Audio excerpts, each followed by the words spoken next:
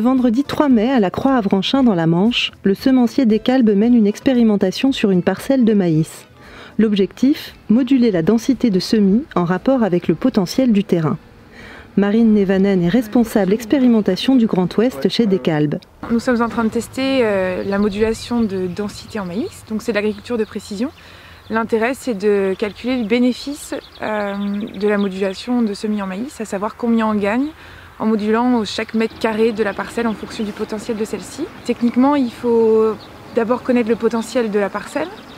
Il y a plusieurs méthodes qui existent sur le marché. Ça peut être de la cartographie de sol ou encore complémenté avec du satellite, des cartes satellites, de rendement, etc. Donc l'objectif, c'est vraiment de savoir où on met les pieds.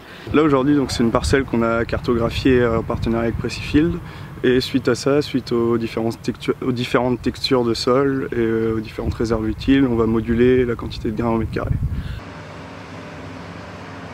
Ensuite, on définit la variété à appliquer et on délimite les densités par zone de potentiel qu'on rentre finalement dans une console de semoir capable de moduler, donc c'est un semoir de précision, avant même d'aller au champ. Et ensuite, c'est automatique, une fois qu'on est au champ, ça peut moduler. Le matériel utilisé est un semoir monosème.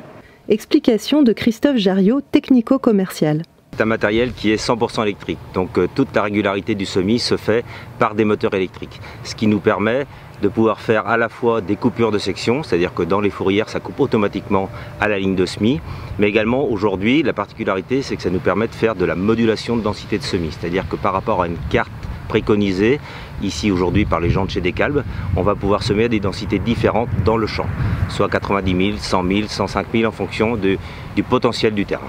Depuis 3 ans, Descalbes effectue ce type d'expérimentation en France, mais aussi en Allemagne et en Pologne, et ils en concluent que on gagne à peu près entre 40 et 50 € de l'hectare grâce à la modulation de densité en maïs. Là, ça nous permet donc d'économiser de la semence dans certains coins de la parcelle pour ne pas aller gaspiller inutilement et d'aller maximiser le rendement dans d'autres, donc c'est de l'optimisation. L'intérêt pour l'agriculteur, c'est d'augmenter son potentiel de rendement en fonction de son potentiel terrain. rendez-vous dans quelques semaines pour les résultats de l'analyse.